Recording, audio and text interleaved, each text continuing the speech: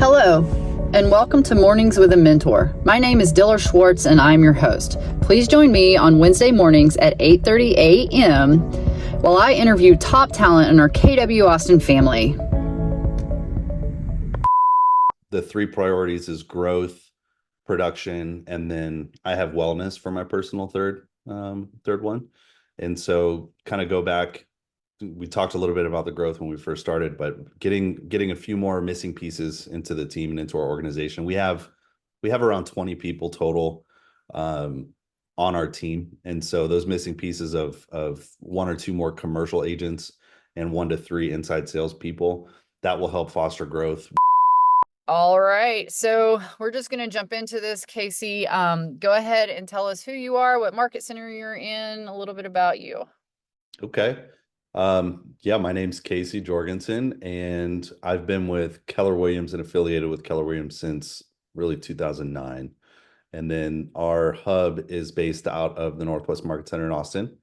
And we have an expansion team in the Southwest Market Center. And we also have an expansion team in Jacksonville, Florida. Oh, wow. I did not know that. Yeah. All right. And then also going to ask if you were hiring today, or are you hiring today? And then if you're hiring, who do we contact, and give us like the short elevator pitch of the person you're looking for? Oh, great question. Right now we have 2 priorities for us. We are looking for inside salespeople. So 1 to 3 inside salespeople to run that division for us. That's a typical like Wolf of Wall Street, telephone terrorist, hit the phones, hit the emails, hit the texts. But also like with great customer service skills like Nordstrom. So rare breed, but that's who we're looking for that. Then we're looking for people that want to come into commercial, because we built out a commercial division with my partner, Amy Venhorst, and we've built a really good process and system for that. And she is going to be looking for somebody to head that up for us at some point in the next probably 6 to 12 months. So that's what we're looking for on that front. What was the other question? That's it. Who are you looking That was it. for? Oh, and then if we needed to contact you, or somebody may be interested that hears this video, how would they get in touch with you? Do you have an admin or someone? Yeah, so we have a careers page on our website, so jorgensonrealestate.com, and we also, you can email careers@jorgensonrealestate.com, and that'll get to the right people.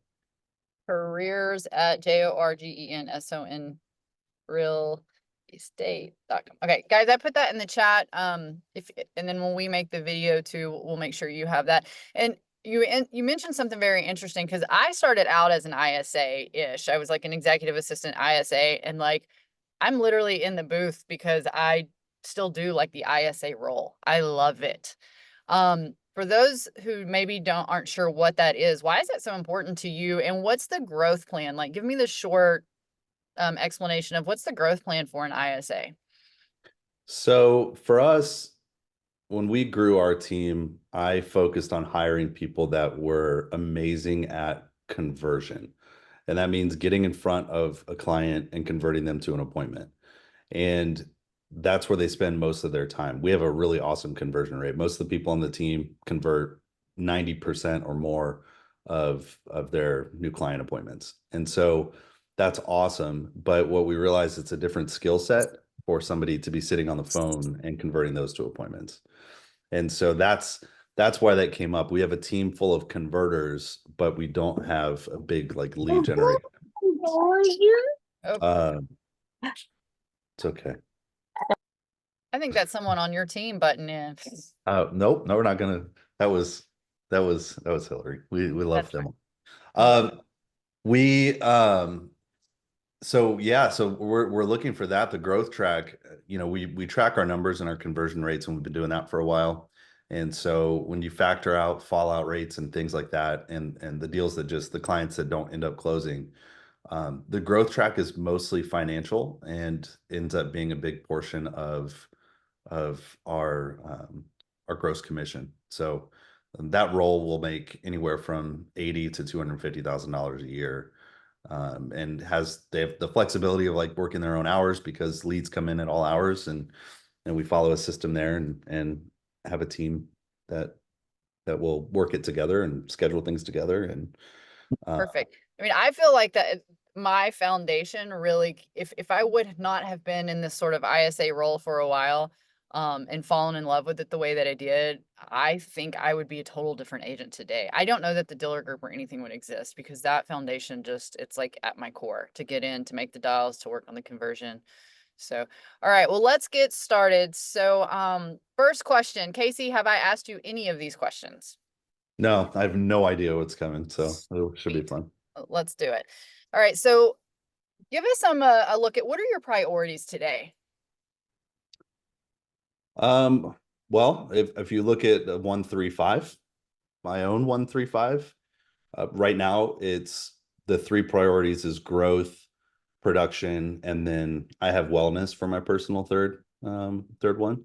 And so kind of go back, we talked a little bit about the growth when we first started, but getting a few more missing pieces into the team and into our organization. We have around 20 people total on our team. And so those missing pieces of one or two more commercial agents and 1 to 3 inside sales people, that will help foster growth. We are putting a pause on hiring actual salespeople because I want our current salespeople who are proven closers to have enough pending production under their belt before we start throwing more salespeople into the mix. So, And you're referencing, just for clarity, salespeople are buyers agents, sellers are listing agents, correct? correct. Yeah. Yeah. So that's really kind of the main priority right now. And I've been taught over time, the problem is always people and the solution is always people. So that's our main thing right now is fine tuning and getting the right people for the market that we're in. The second priority being production is just, and this was great. Aaron talked about this at our team meeting yesterday. But when you look at when you're talking about priorities, a lot of people just they when they do the planning, they look at all the things that they haven't done well, and then they try to put that onto their goal sheet, and they're like, oh, I didn't do this well, so it goes on their goal sheet. For us, like we do pretty well with our production, comparatively to where we are with the market. And so focusing and leaning in and doubling down on the things that are going well, that's the other priority. So enhancing that. And then the last thing, which I mean, a lot of people, I put wellness. If you want to show up and like execute and win this, like you have to take care of your head, you have to take care of your body, you have to take care of like having whatever balance means for you and everything like that. So that's my own personal kind of third thing on my GPS for I the love it. For those of you who don't know, he's saying GPS or a 135. It's a Keller Williams tool. You can email me or I'll throw it in the chat here in a little bit, some links to those. There's various forms. I strongly suggest you figure it out. Go to one of the classes that KW offers on this, and or just find an accountability partner and work through that. And you guys just have some coffee once or twice a month and get that going. Okay, so you may not have the same lead gen goals as some of the agents who are on the call in their first like 3 years or so. But what are your lead gen goals? And then let's also maybe talk about what are your expectations for an agent on your team and their lead gen goals Sure. daily? So my lead gen goals change as we find the people because it's mostly around, well, it's twofold. I have my own database over time. And so a big part of what we do, and I don't know if everyone here has heard of like never ending referrals or DTD2, but that's a big part of what we do. So we contact our database once a quarter. So everyone that we meet and that we have tagged as someone that we know or our past clients, we try to have an actual two-way conversation at least once per quarter. So that's a big goal of ours, is to do that. The other goal, which the team members agree to really strive for, is to add 5 new people to their database each week and do that. And that can be done in a number of ways. We have people on the team that love open houses. We have people on the team that hate open houses. We have people that love networking and people that don't. And so everyone kind of discovers the lane that they want to be on, and then we help encourage them to go and meet 5 new people every week to get them into the database on average. So that's that's kind of that expectation. For me, it's a combination of making sure my database is communicated with. It gets tough at this stage to do that. Yeah. Um, like really tough. Like you meet a lot of people and like, it's Aaron also talked at the team meeting yesterday about juggling those balls, and the work one is a rubber ball and everything else is glass. And sometimes when the database gets big enough of people you meet, you drop the ball sometimes. And so that's a big challenge for me, and trying to fix that and stay in touch with them meaningfully. Um, but yeah, mine changes. My target changes constantly with that based off of who we need, because my lead gen is more around growth at this point than anything. Perfect. All right. So how do you know that you won the day? Oh, like right now in this market, In Kasey's world, in Kasey's mind, because that's where a lot of this starts out, right? We talked about wellness. So how do you know you won the day? You go home and you get that cute little son of yours and you're just like, you know, right now for me, it's twofold. Thing number one, if somebody from our team reached out and had a need, I've talked with them and we have at least settled on a plan for whatever it is that they need. I've answered their question, I've coached them, I've done something, or we have a plan for it. That's thing number one. As you transition from production into leadership, they become the client, the customer, the people on the team. And so making sure that they're taken care of is a win.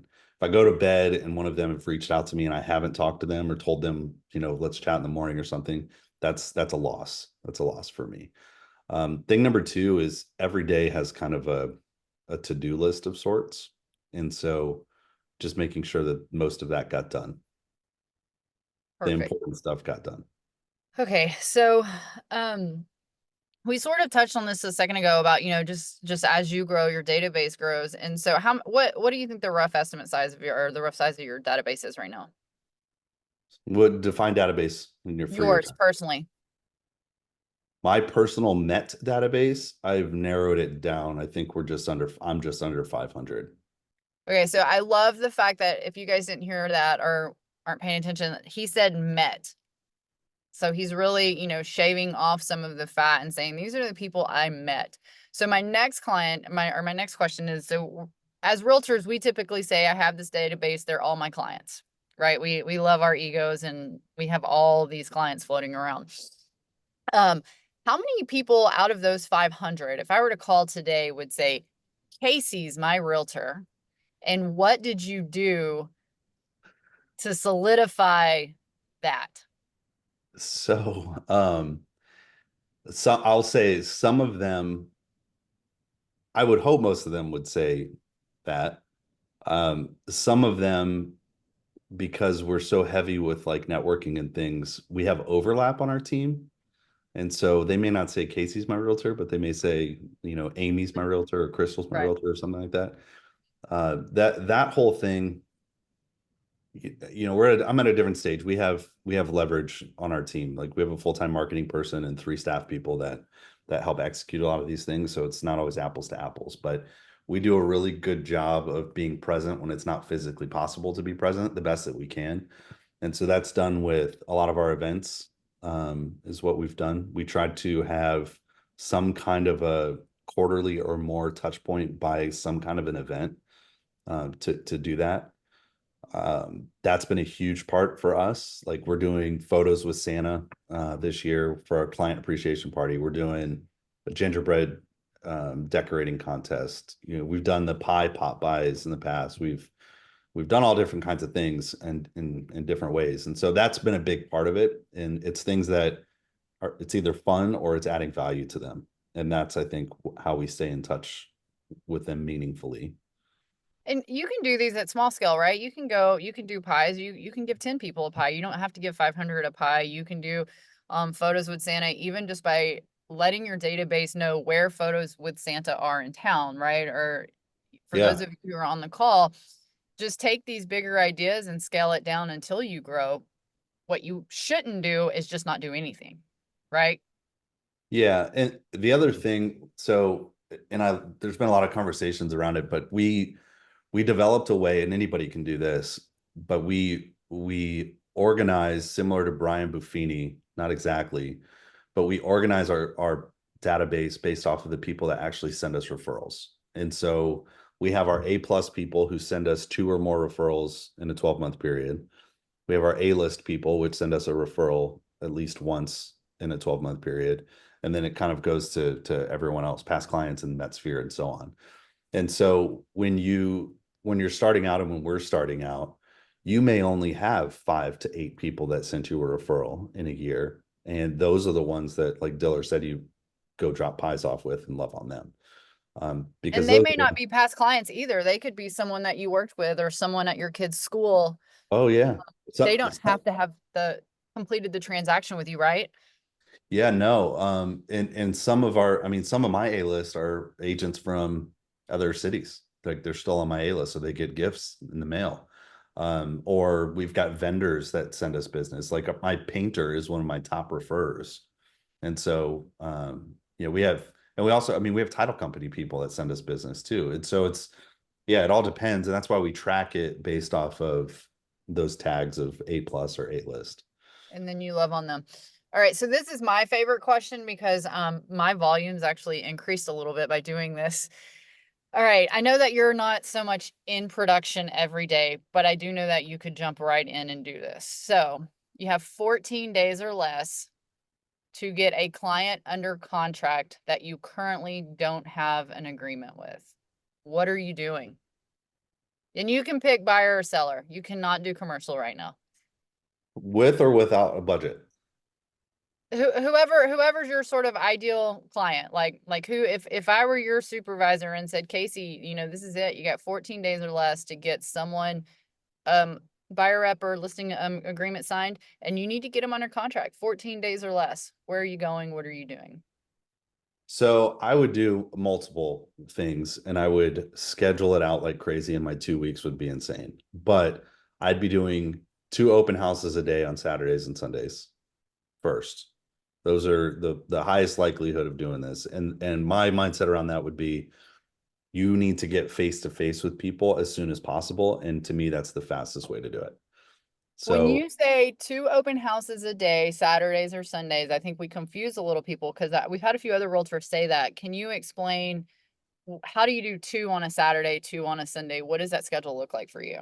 I would do one from probably 11 to 1, and then I bump over to a different house nearby, and I would do it from like 2 to 4 or 2 to 5.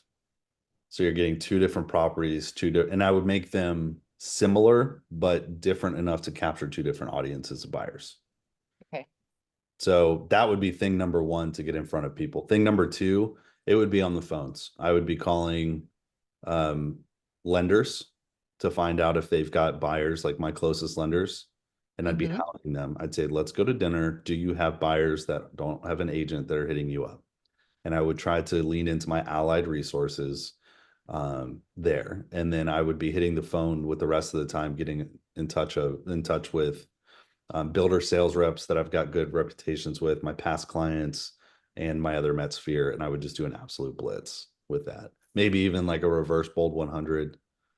Um, so it'd be a combination of open houses on the weekends, hitting the phone all day during the week. All right. No one, we've had a lot of open houses with agents, but no one's actually said call their allied resources and lenders. It's a great one. All right. So the last question I have for you is we ask all of our agents, what's an action item that you feel agents, let's say three years in or so, should have on their calendar? Some of the examples that we have would be sending 10 handwritten notes weekly, gratitude calls, scheduling your open houses by 3 p.m. on Wednesday so that you can door knock and do that prep. Um, we've had a few people say do miracle morning. What what is your tied or your action item weekly that you Uh, like? it's twofold for me. So thing number one would be getting in front of face to face with people. Scott Maloof and Jason Abrams talked about the 51st dates thing. A lot of people are talking about that, where you do a breakfast, a lunch, and a dinner with somebody like every week, and it depends on that. So I think getting face to face time with somebody that's in your A plus category in some manner needs to be more regimented, in my opinion. The other side is, which nobody ever talks about, time off. Like nobody schedules a chunk of a day or a day to like go have self-care and take time off. Like Love recharge. it. Recharge. I don't think I've we're in this we're always in this like hustle mentality where it's like 7 days a week, gotta answer my phone, gotta do all this other kind of stuff. You'd be like shocked. Those people that work themselves to death end up they may make a little bit more money at the end of the day, but it's miserable. So um I don't know, get a massage, take a half day, go and spend time with a friend, go to a happy hour, go do whatever it is that you do to recharge, but go and get that worked in every 7 to 10 days, and it will make a big difference for the other days that you do show up. Perfect. All right. So those are my questions that I ask all of our mentors and leaders in our Keller Williams family. I know that most of you guys are driving. So if you have a question, you can just unmute yourself and ask. If you want to just text it over in the chat box, you can. But other than that, I am finished with my section. Cool. Yeah, Fun. fun stuff. Um, Casey, do you have any properties that you guys need open houses for? I did forget to ask that question. And if so, who would we contact if they're looking for open houses? You could we haven't taken a lot of listings this month. We kind of told our people to wait until Wait, January or that's interesting. February. So you told a client to wait. Because I think most of us have the mentality, right, of, oh my gosh, I have a lead. I gotta go, I gotta go, I gotta go, I gotta go get them onto the market tomorrow. Expand on that little piece. Yeah, I think if they're motivated by some timeline or some other kind of pressure, we would say go ahead and go for it. But it was funny, the leadership October leader board or whatever got sent out in the group, and we weren't even listed on the listed over 1 million thing. And it was like, so I went to the team, I'm like, that's interesting. And most of the team, they said, like, yeah, they're not in a rush. There's no real motivation. We're suggesting they wait till at least late January. Um, the most motivated buyers are out right now, but at the same time, it's like if they're not motivated to do this, we're suggesting they wait and get right before the early rush of the spring versus through the holidays. I love how many times you just said motivated, because I think as a newer agent, it's really hard to understand. Finding your client's motivation is one of the best skills you can have. And I think you can't be more motivated than your client, because you just start working. You're like the hamster in the wheel, and you're trying to drag your client along, and I had to learn that lesson too, of like I always seemed like I wanted it more than my clients. And when you figure out motivation, you have this like cool, calm, like, hey, we're gonna wait, because they're not motivated and you're not gonna get anywhere with them. So I Yeah, love that you said that like 5 times in that one explanation. yeah, like you can have, and this is straight out of Gary's mouth. This isn't me saying this, but he said there's two trains of thought when it comes to agents. The people that will list anything because they get a sign in the yard. There's nothing wrong with that, even if it's a little overpriced and they're not super motivated. And then there's the agents that want to actually, they will only focus on the people that have that motivation to go and move forward. Some kind of pain point that's like picking at them that makes them want to do it. Um, I think like, I listed a house this week that was up for foreclosure. That's one thing. It's like, okay, we got to figure something out hopefully and get this done. But the people that are like, yeah, we just, May is our timeline or something like that. What we'll do is we'll look at the neighborhood and actually take a really close look and say, is this truly the best time? Or is this a good time? Or does it make more sense to wait and see what else comes up in the neighborhood for comparable sales? Let's see how a certain listing performs in the neighborhood before we do anything. And we kind of take a good close look at all that. So All right. Perfect. Well, that ends our call. We don't have any questions. It looks like most people are driving and stuff, but we'll get this recorded. I'll get it all out to you guys. And then, of course, you can go back and watch any of the other interviews for little Legion refreshers and goal refreshers on our YouTube channel. thanks, Stiller. We appreciate you Thanks. doing Thanks, Casey. You're getting some kudos over there in the chat. But that's it. it. It's my team. That's if they're forced to give me compliments, it's good. Oh, get off of here, Casey's team. Yeah. Oh, and what's the obsession with thing 1 and 2? Do you like Dr. Seuss? What is thing 1 and 2? You've said it like 6 times. Did I?